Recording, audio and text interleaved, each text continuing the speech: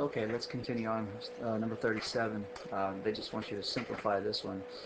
These two, 37 and 39.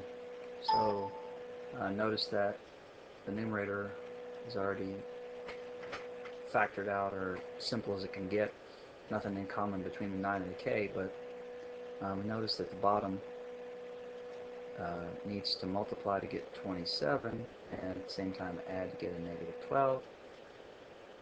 So we know negative 9 times negative 3 is positive 27, and you add negative 9 and negative 3 and you get a negative 12. So factors of that become k minus 9 and k minus 3.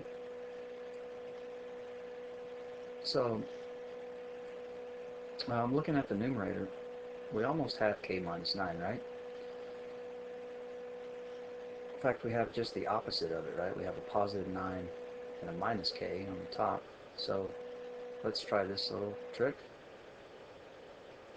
Factor out a negative, and you get everything turns opposite, right? Positive 9 becomes negative 9, and negative k becomes a positive k. And then, of course, you can simplify this, and you get a negative 1 on top, and you get a k minus 3 on the bottom. So it's a pretty simple problem once you realize that you can change those the numerator. Alright, let's take a look at the next one. The next one, let's start off with the denominator. Well, what do the denominators have in common? They both obviously have an x in it, so we can factor out an x. And they both are divisible by 9, so we can take out a 9 and we get x plus 4. And the top is a little bit tougher. Of course, we could go right to our crisscross bottoms up method and try to factor that, but or we can notice that 15 and 12 are both divisible by 3. But what about 57? Well, remember, there's a little trick where if you add 5 and 7, the number that you get is equal to something that's divisible by 3, then that means this whole thing is divisible by 3. So just to do a quick check, see what that is equal to, divide it by 3, and you get that this is equal to 19, right? Okay, so 19 times 3 is 57, so certainly we can use that to our advantage. So let's go ahead and do that. Let's factor out a 3, and we're left with 5x. Oh, let's also take out the x, since we're already here. They all have an x in common, right? So we have 5x squared plus 19x minus 12 divided by 3 is 4, of course. So now our crisscross problem becomes a little more manageable.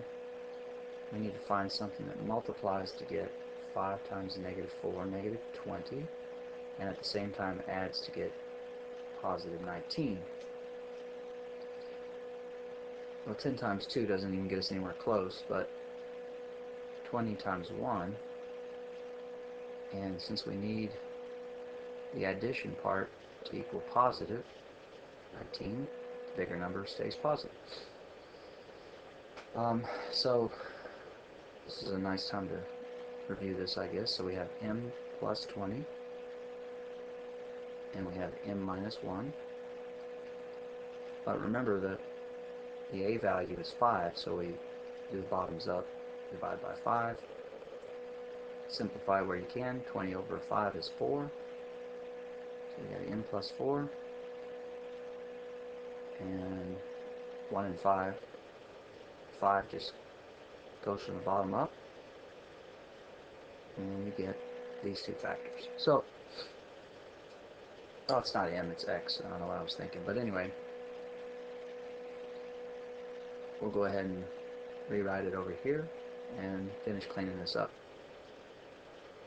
So we have 3x on top, and we have x plus 4. That's that one. And we have 5m, or 5x minus 1. Okay, so that's the numerator completely factored out. And then of course you'll see that there's some simplifying that can happen. Right away, the most obvious one is this x plus 4 cancels, and the x cancels here, and the 3 divided by 3 is 1, and 9 divided by 3 is 3. So all you have is 3, and on the top you just have your 5x minus 1. So this rather long polynomial, rational equation here, polynomials on top, turns out to be just a line with a slope of 5/3 and a y-intercept of -1/3. But the problem didn't ask us to do this, but if we look at the denominator, that tells us a lot. That tells us that x cannot equal 0, and x cannot equal a -4. So this would be our domain, all real numbers except x can't equal 0 and x can't equal -4. So this line, if we were to graph it, which we've been doing quite a bit of that, when you get to 0, you indicate it. Let's use a different color. When you get to 0, you have a hole, and when you get to -4, you have another hole. Other than that, the graph just appears to be a line. So that's just a little review for you. Let's take a look at number 41. 41 says to simplify each expression. Well, certainly we could distribute 3m to the bottom, but let's see if we can take a couple shortcuts on this one. Let's go ahead and factor each thing that we can. Well, there's only one thing that's not really factored. The bottom's already factored. Let's see if we can factor this out and make a simplification. So the numerator would be, it has a 3 and an m in common, so you're left with an m minus 3. You have 3m on the bottom, right? And then you have an m minus 1 when you multiply them together. And of course, the 3m cancels out, and you're just left with m minus 3 over m minus 1. Okay. Alright, let's go on to number 43. We have to simplify this one, but first of all, we notice that they don't have common denominators, right? So we're going to need to find a common denominator so that we can subtract these two fractions.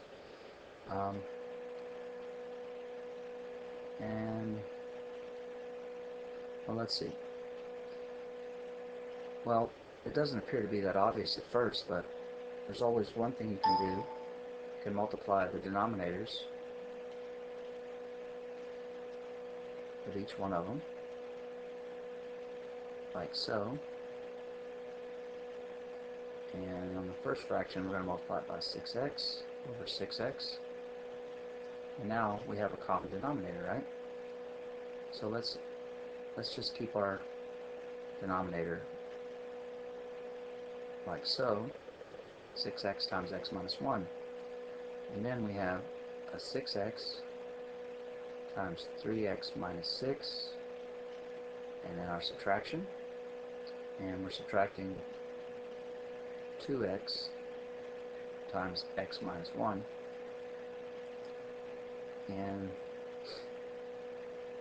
we're going to have to go ahead and distribute to simplify this. So distributing this, you get 18x squared minus 36x. And remember, when we distribute this 2x, it's really a negative 2x, so we have a minus 2x squared. And a minus 2x and a negative 1 gives me a positive 2x. And we're still all over 6x, x minus 1. And now let's just combine like terms in the numerator. We have an 18x squared and a minus 2x squared to leave us with 16x squared. And then we have negative 36 and positive 2 to give us a minus 34x. And we notice that they both have an x in it, and they both are divisible by 2, right? So let's go ahead and just see if we can make it a little more simplified. So we're going to factor out 2 and an x out of the top, and that leaves us with 8x minus 17. And then we have 6x on the bottom and x minus 1. And of course, that'll take us to one last step where we can cancel out the x's. And we get divide by 2. We get 1 and 3. So the bottom just turns out to be 3 times x minus 1. And the top is just our 8x minus 17. Okay. That was a fairly long problem, but not too bad if we just take it step by step. Okay, let's try number 45. And give myself some space here.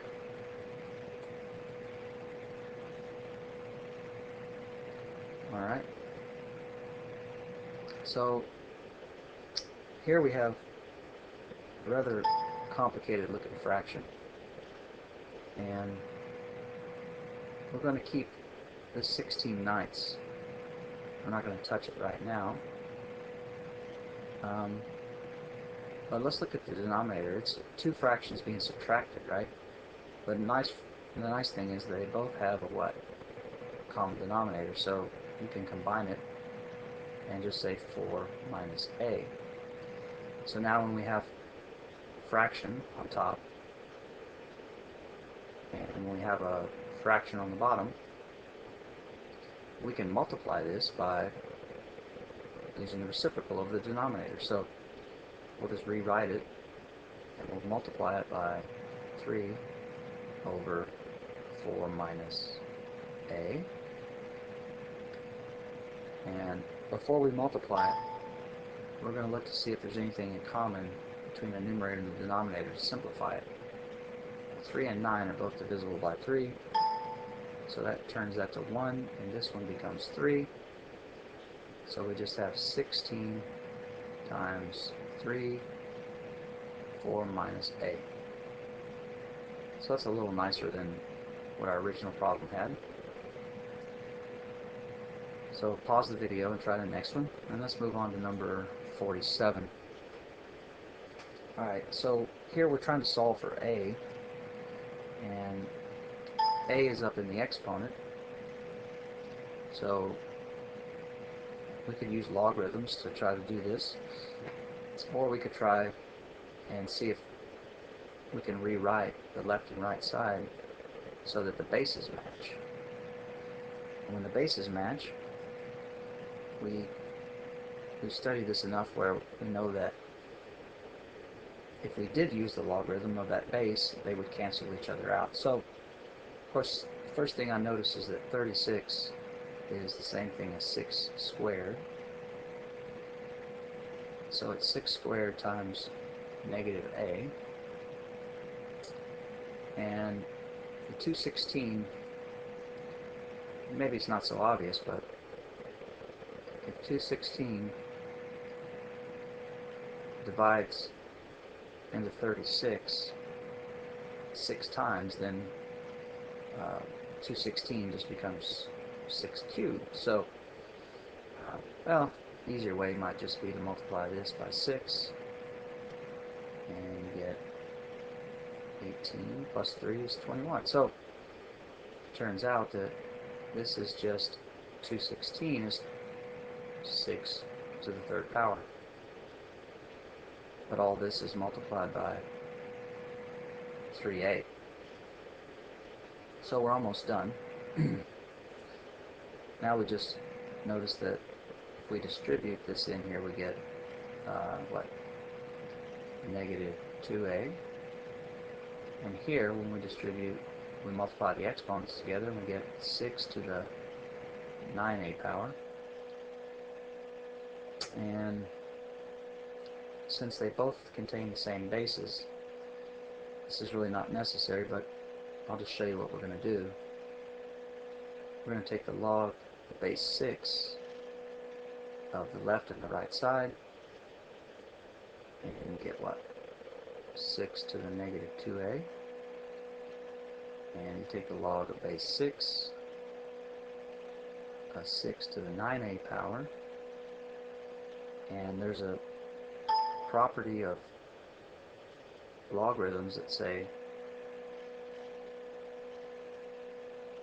it says that you can move the exponent out in front, and you just get log of base 6 of the number 6. Doing the same thing to the right side.